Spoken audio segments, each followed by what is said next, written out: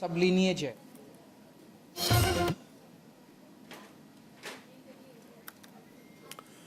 नमस्कार, news India देख रहे हैं आप। मैं हूं कुंदन जम्यार। हम लेकर हाजिर हैं मिस्टर चीफ मिनिस्टर, एक ऐसा शो जो आपको सीधे आपके प्रदेश के मुख्यमंत्री से जोड़ता है, जिसमें आपको पता लगेगा कि आपके राज्य के सीएम आज क्या कुछ कर रहे थे, दिन भर उन्होंने किन कार्यक्रमों में हिस्सा लिया और आपके प्रदेश को क्या सौगातें मिली।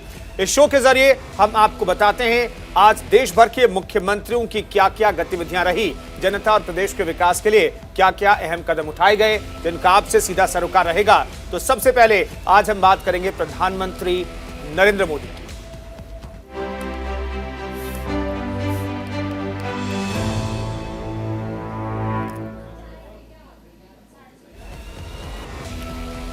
चीन, अमेरिका समेत दुनिया के कई देशों में कोरोना के नए केस में इजाफे के साथ ही भारत में भी महामारी को लेकर फिर से अलर्ट जारी किया गया है। इस बीच प्रधानमंत्री नरेंद्र मोदी ने दिल्ली में कोरोना के हालात की समीक्षा के लिए एक उच्च स्तरीय बैठक की। बताया जा रहा है कि बैठक में चेहरे पर मास्क अनिवार्य रूप से लगाने और बूस्टर डोज लगाने पर जोर दिया गया। बैठक में गृह मंत्री अमित शाह और स्वास्थ्य मंत्री मनसुख मांडविया मौजूद रहे और ये हाई लेवल मीटिंग करीब 2 घंटे तक चली है। प्रधानमंत्री इस मीटिंग की अध्यक्षता कर रहे थे। तमाम एक्सपर्ट इस मीटिंग में मौजूद रहे।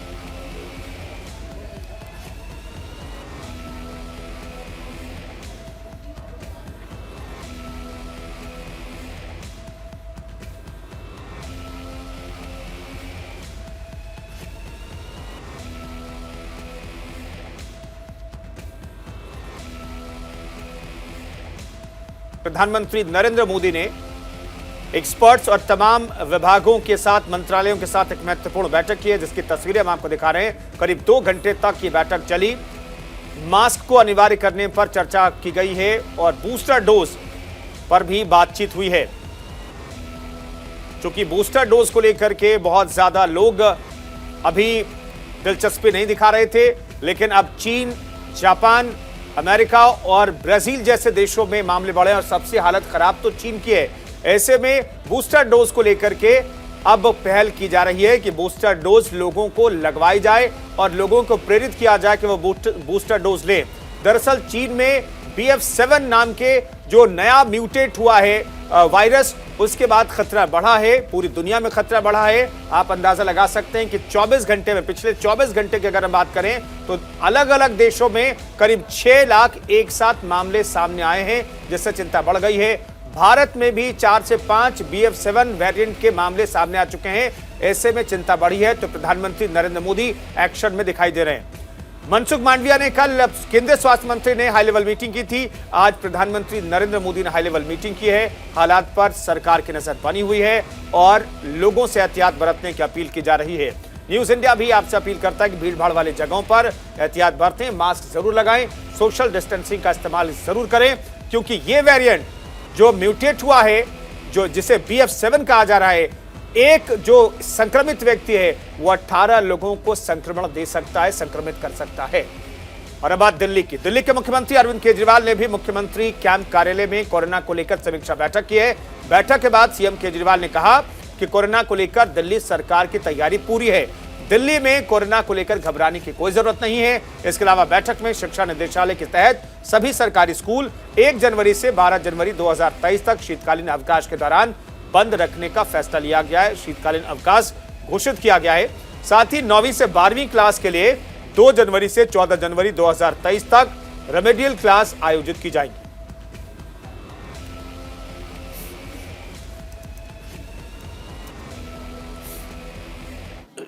दिल्ली में अभी जो भी थोड़े बहुत केसेस आ रहे हैं वो XBB वेरिएंट के हैं, या तो XBB वेरिएंट है या उसके सब लीनिएज है XBB। ये 92% केसेस जो दिल्ली में मिल रहे हैं वो XBB वेरिएंट के हैं। सो अभी तक फिलहाल कोई भी घबराने की जरूरत नहीं है। दिल्ली के लोगों को मैं आश्वासन देना चाहता हूं कि फिलहाल कोई भी घबराने की जरूरत नहीं है। और बाई चांस, भगवान ना करे कि दोबारा कोरोना फैले, लेकिन बाई चांस अगर फैलता है तो हम अपनी तरफ से पूरी तैयारी के साथ हैं। आपकी सरकार पूरी तैयारी किए हुए है। एक तो जितने केसेस आ रहे हैं भारत सरकार की डायरेक्शन के मुताबिक हम सारे केसेस की, जितने पॉजिटिव केस आते हैं सबकी जीनोम सीक्वेंसिंग कराते हैं। कि वो उसमें कौन सा वेरिएंट है। दूसरा, हमारी आज दिल्ली में लगभग 2,500 केसेस की टोटल टेस्टिंग होती है डेली। हमारी कैपेसिटी 1 लाख तक पहुंच गई है। अगर जरूरत पड़ेगी तो हम 1 लाख टेस्ट्स डेली भी कर सकते हैं। आज हमारे पास 8,000 बेड्स कोरोना के लिए अलग से रखे हुए हैं। अगर जरूरत पड़ेगी तो 8,000 बेड्स अभी फिलहाल खाली हमने रखे हुए हैं। पिछली लास्ट जो कोरोना की पीक आई थी उसमें 25,000 बेड्स तक हम लेके गए थे। इसको भी इस बार हमारी तैयारी 36,000 बेड्स तक की है। अगर जरूरत पड़ेगी तो हम 36,000 बेड्स कोरोना के तैयार कर सकते हैं। पिछली बार ऑक्सीजन की काफी दिक्कत हुई थी। ऑक्सीजन की सबसे बड़ी दिक्कत ये हुई थी कि एक तरफ तो ऑक्सीजन मिल नहीं रही थी, दूसरी तरफ ऑक्सीजन अगर मिलती भी थी तो दिल्ली में हमारे पास स्टोर करने की कैपेसिटी नहीं थी। वो हमने अब बढ़ा ली है। आज हमारे पास 928 मीट्रिक टन ऑक्सीजन स्टोर करने की कैपेसिटी है। 928 मीट्रिक टन्स। इसमें पिछली बार आपको याद होगा कि सबसे ज्यादा दिक्कत थी, सिलेंडर नहीं मिल रहे थे। सब आदमी मतलब अपने अपने मरीज को लेके एक सिलेंडर ऑक्सीजन ढूंढ रहे थे, सिलेंडर नहीं मिल रहे थे। अभी हमारे पास जितने सिलेंडर्स हैं पूरी दिल्ली में सब अस्पतालों में जो लगे हुए, उसके अलावा 6,000 सिलेंडर्स हमारे पास रिजर्व में अभी खाली पड़े हुए हैं। जरूरत पड़ेगी तो इनको, पिछली बार जब पीक आई थी तो हमने ये 6,000 सिलेंडर्स चाइना से इंपोर्ट किए थे और ये 6,000 रिजर्व में पड़े हुए हैं हमारे पास सिलेंडर्स।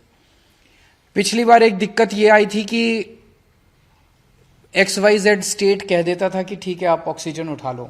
हमारे पास ऑक्सीजन लाने के लिए टैंकर्स नहीं थे और कहीं से टैंकर उपलब्ध नहीं हो पा रहे थे। आज हमारे पास दिल्ली सरकार के पास अपने 12 टैंकर हैं और 3 प्राइवेट में अवेलेबल है, तो 15 टैंकर दिल्ली के पास अवेलेबल है। अगर जरूरत पड़ेगी तो हम ऑक्सीजन को ट्रांसपोर्ट करने के लिए हमने अपने टैंकर्स की भी व्यवस्था कर ली है। दिल्ली में फर्स्ट डोज और सेकेंड डोज लगभग 100% लोगों को लग चुकी है। प्रिकॉशन डोज जो है वो बहुत कम लोगों ने लगाई है, केवल 24% लोगों ने लगवाई है। मेरी हाथ जोड़ के सब लोगों से अब निवेदन है कि दिल्ली सरकार, आज ये मीटिंग में भी मैंने सबको कहा कि हमें दोबारा एक एक्सरसाइज करनी चाहिए कि घर घर जाके प्रिकॉशन डोज लगाई जाए। तो सब लोगों से, लोग लगाते नहीं है, घर घर जाते भी हैं हमारे डॉक्टर्स लगाने के लिए तो भी नहीं लगवाते। सबसे निवेदन है कि प्रिकॉशन डोज जरूर लगवा लें।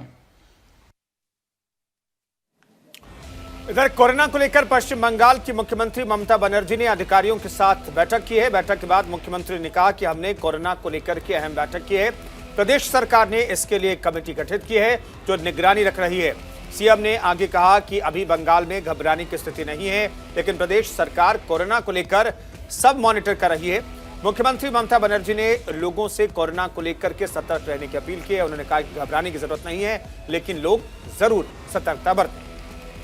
इधर दूसरी तरफ देहरादून में उत्तराखंड के मुख्यमंत्री पुष्कर सिंह धामी ने स्वास्थ्य विभाग के साथ कोरोना को लेकर सचिवालय में अहम बैठक की। इस दौरान उत्तराखंड में कोरोना रोकथाम को लेकर चर्चा की गई। सीएम ने कहा कि कोविड पर प्रभावी नियंत्रण के लिए राज्य में बूस्टर डोज लगाने के लिए अभियान चलाया जाए। उन्होंने अधिकारियों को बूस्टर डोज लगाने के लिए लोगों को प्रेरित करने के निर्देश दिए हैं। बैठक में स्वास्थ्य मंत्री डॉक्टर धन सिंह रावत ने वर्चुअली तौर पर हिस्सा लिया और कहा कि राज्य में कोविड की पहली और दूसरी डोज लगभग 100% लोगों को लग चुकी है, लेकिन बूस्टर डोज के लिए व्यापक स्तर पर अभियान चलाया जा रहा है। शुक्रवार से ही बूस्टर डोज लगाने के लिए कैंप लगाए जाएंगे। इसके अलावा मुख्यमंत्री ने मुख्य सचिव को कोविड की नियमित समीक्षा करने के निर्देश भी दिए हैं और कहा है कि कोविड बूस्टर डोज की जितनी आवश्यकता है जल्द ही केंद्र सरकार को डिमांड भेजी जाए, सभी आवश्यक संसाधनों की पूर्ण उपलब्धता रखी जाए। सीएम ने सभी जिलों में कंट्रोल रूम सक्रिय किए जाने के लिए कहा है। साथ ही कोविड के जो भी नए मामले आएंगे उनकी जीनोम सीक्वेंसिंग भी कराई जाए। कोरोना वायरस के नए वेरिएंट को लेकर उत्तराखंड भी सतर्क हो गया है। केंद्र सरकार के दिशा निर्देशों के बाद जल्द ही नई एसओपी यानी मानक प्रचलन प्रक्रिया जारी की जाएगी। स्वास्थ्य महानिदेशक डॉक्टर शैलजा भट्ट ने भी सभी जिलों को कोरोना संक्रमितों के 10% सैंपल की जीनोम सीक्वेंसिंग के लिए भेजने के निर्देश दिए हैं।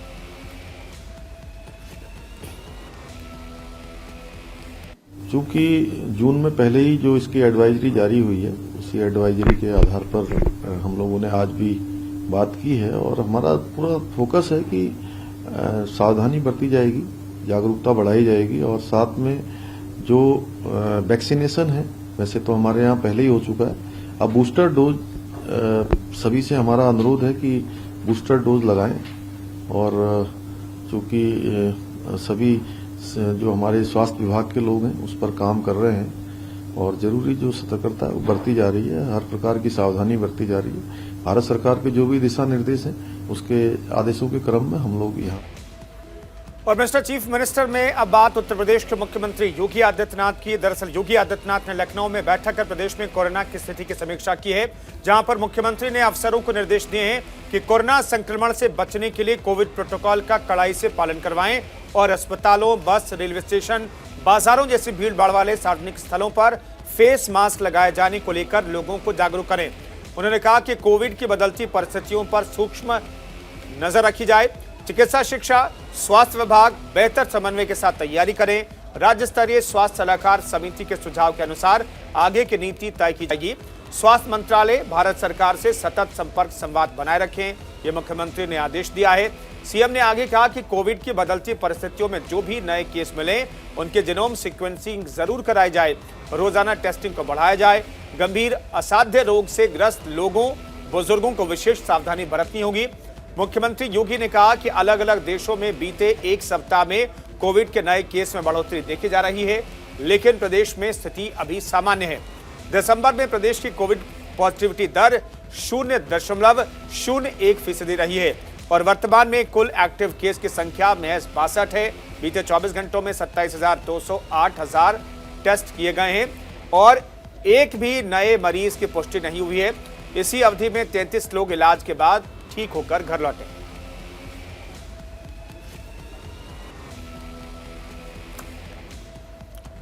छत्तीसगढ़ में आरक्षण के मामले को लेकर प्रदेश सरकार और राज्यपाल में ठन गई है। राज्यपाल एक तरफ जहां अपने रुख पर कायम है तो दूसरी तरफ सरकार की तरफ से शब्दों के तीर जारी हैं। मुख्यमंत्री ने कहा कि जो उन्होंने जवाब मांगा है वो उनके अधिकार क्षेत्र के बाहर की बात है। अगर राज्यपाल उसी हट पर अगर अड़ी हुई हैं तो वो जवाब भेज देंगे। मुख्यमंत्री ने आगे कहा कि आरक्षण बिल का पर हस्ताक्षर नहीं होने से बच्चों को नुकसान हो रहा है। उनके कहने पर ही विशेष सत्र बुलाया गया था। उन्होंने कहा था कि 1 मिनट भी नहीं लगेगा और वो हस्ताक्षर कर देंगी, लेकिन अब 20 दिन से ज्यादा हो गए हैं, अभी तक हस्ताक्षर नहीं हुआ है। आपको बता दें कि छत्तीसगढ़ की राज्यपाल अनुसुईया उइके ने दिल्ली से लौटने पर कहा कि सरकार से मांगे गए जवाब पर संतुष्ट होने के बाद ही आरक्षण बिल पर वो विचार करेंगी। उन्होंने ये भी बताया कि आरक्षण के मुद्दे पर राष्ट्रपति, उपराष्ट्रपति, गृह मंत्री से चर्चा हो चुकी है। अब वो जिससे भी मुलाकात की हम, मुझे उसकी जानकारी नहीं, लेकिन अब ये है कि उसे जल्दी हस्ताक्षर करके देना चाहिए क्योंकि छात्रों के भविष्य का सवाल है। बहुत सारी भर्तियां होना है, उसमें वो लागू होना है और हाई कोर्ट का भी अभी आदेश आया है। ऐसे में जब नए हम लोगों ने आरक्षण बिल लाके उसको सर्वसम्मति से विधानसभा में विशेष सत्र बुला के पारित किया है, उसे तत्काल हस्ताक्षर कर देना चाहिए। इतने दिन में मैं समझता हूँ सब क्लियर हो चुका होगा। उन्होंने कहा है कि मैंने जो प्रश्न भेजा है उसका जवाब नहीं आएगा तब तक साइन में नहीं करूंगा। कल बाइट दिया उन्होंने बयान। वैसे उनके अधिकार क्षेत्र के बाहर है, यदि उसी पर अड़े हुए हैं तो हम जवाब भेज देंगे। भेजने में कितना देर लगता है, लेकिन वो उसके अधिकार क्षेत्र के बाहर है। जो चीज विधानसभा से हो चुका है पारित, उसमें विभाग थोड़ी जवाब देगा। लेकिन यदि अपने हठधर्मिता पे अड़ी हुई है और नियम से बाहर जाके भी काम करना चाहते हैं, हमें कोई तकलीफ नहीं है। हम प्रदेश के हित में बच्चों के भविष्य को लेकर हम किसी प्रकार के अड़ंगा नहीं होने देंगे। वो चाहती हैं कि उनकी जिद पूरी हो, हम भिजवा देंगे। मामले को क्यों उलझाया जा रहा है? जबरदस्ती उलझा रहे हैं क्योंकि भारतीय जनता पार्टी पहले तो महामहिम महोदय तो तैयार थी, उसी कहने बोले विशेष सत्र बुलाइए, ले आए। बोले 1 मिनट नहीं लगे मुझे हस्ताक्षर करने में। अब पता नहीं किसका फोन आया या एक आध परसा से किसके पर्ची आई, उसके बाद वो रुक गया है और आज 20-20 दिन हो गया है रुके। ये उचित तो है ही नहीं। और अब बात करते हैं राजस्थान के मुख्यमंत्री अशोक गहलोत की, जो भारत जोड़ो यात्रा के प्रदेश में पूरा होने के बाद फिर एक्टिव हो गए हैं। जयपुर में मुख्यमंत्री अशोक गहलोत ने मुख्यमंत्री निवास पर ऊर्जा विभाग की महत्वपूर्ण बैठक ली। गहलोत ने किसानों को रबी फसल के लिए बिजली आपूर्ति, उपभोक्ताओं की शिकायतों का निवारण, आवासीय क्षेत्रों में पर्याप्त बिजली आपूर्ति आदि समेत कई महत्वपूर्ण बिंदुओं पर अधिकारियों को दिशा निर्देशित किया है। मुख्यमंत्री ने प्रदेश में अलग अलग स्रोतों से उपलब्ध हो रही बिजली की समीक्षा की है और आगामी महीनों में बिजली की पर्याप्त उपलब्धता के लिए कार्य योजना बनाने के भी निर्देश दिए हैं। सीएम गहलोत ने कहा कि राज्य में रबी फसल के लिए किसी भी कीमत पर किसानों को विद्युत आपूर्ति में असुविधा नहीं होनी चाहिए। उन्होंने अधिकारियों को रबी की फसल की सिंचाई के लिए पर्याप्त बिजली उपलब्ध करवाने के निर्देश दिए हैं। इसके साथ ही सीएम ने सिंचाई के दौरान लोड ज्यादा होने से ट्रांसफार्मर जलने की समस्याओं को लेकर अधिकारियों को निर्देशित किया है और उन्हें 72 घंटे के भीतर खराब ट्रांसफार्मर को बदलने के लिए भी कहा है। उन्होंने आवश्यकता पड़ने पर औद्योगिक आपूर्ति में कटौती कर किसानों को राहत देने की भी बात कही है। और बात उत्तराखंड की। उत्तराखंड के मुख्यमंत्री पुष्कर सिंह धामी ने देहरादून में पुलिस मुख्यालय पहुंचकर पुलिस सप्ताह का शुभारंभ किया। 22 दिसंबर से 25 दिसंबर तक आयोजित होने वाले पुलिस वीक की थीम उत्तराखंड पुलिस मंथन, चुनौती और समाधान है। पुलिस मुख्यालय पहुंचे मुख्यमंत्री पुष्कर सिंह धामी ने डीजीपी अशोक कुमार समेत अन्य अधिकारियों के साथ बैठक की और कार्यों की समीक्षा कर कानून व्यवस्था बेहतर बनाने को लेकर भावी योजनाओं पर भी चर्चा की। इस दौरान उन्होंने पुलिस के सामने आने वाली चुनौतियों और उसके समाधान पर भी मंथन कर एकजुट होकर इससे पार पाने पर जोर दिया। कार्यक्रम के दौरान मुख्यमंत्री धामी ने कहा कि पुलिस विभाग में खाली पड़े 4000 पदों पर भर्तियां जल्द हो जाएंगी। ये भर्तियां 2023 तक पूरी करने का प्रयास रहेगा। भर्तियों को पूरा करते करते करीब 1 साल का समय लगेगा। इस बीच पुलिस जवानों की कमी को देखते हुए अस्थायी तौर पर पीआरडी जवानों की पुलिस ड्यूटी में व्यवस्था की गई है। मुख्यमंत्री धामी ने आगे कहा कि पुलिस मॉडर्नाइजेशन और राज्य में बेहतर कानून व्यवस्था स्थापित करने के लिए आवश्यक संसाधनों को लेकर बजट की कमी नहीं होने दी जाएगी। सबसे पहले तो आप सभी को बहुत बधाई देता हूँ, शुभकामनाएं देता हूँ कि ये मंथन और इसके समाधान के लिए जो यहाँ पर 3 दिवसीय कार्यक्रम रखा गया है, निश्चित रूप से 3 दिनों के अंदर आप सब लोगों के अंदर जो शोधन की प्रक्रिया है वो और ज्यादा बढ़ेगी और ज्यादा आपके अंदर ऊर्जा, आपके अंदर उत्साह और एक नया वातावरण। 3 दिनों तक बहुत सारे जो नए अधिकारी होते हैं वो अपने सीनियर अधिकारियों से। और बात करते हैं नॉर्थ ईस्ट की, जिसमें असम के मुख्यमंत्री हेमंत बिस्वा ने मेघालय में एक सभा के दौरान कीर्ति आजाद के पीएम मोदी की पोशाक से जुड़े बयान पर तीखी प्रतिक्रिया दी है। सीएम हेमंत बिस्वा ने कीर्ति आजाद के बयान को मेघालय की संस्कृति का अपमान बताया है और कहा कि पूर्वोत्तर से वोट चाहते हैं लेकिन ये नहीं जानते कि क्षेत्र की संस्कृति का सम्मान कैसे किया जाना चाहिए। मुख्यमंत्री हेमंत बिस्वा शर्मा ने आगे कहा कि खतरनाक मानसिकता है। आप पीएम से नफरत कर सकते हैं लेकिन दूसरी संस्थाओं और संस्कृतियों से नफरत करना गलत बात है। और इसी के साथ मिस्टर चीफ मिनिस्टर में फिलहाल इतना ही। रुकेंगे एक छोटे से ब्रेक के लिए, लेकिन तमाम अहम खबरों को जानने के लिए आप बने रहिए न्यूज़ इंडिया के साथ।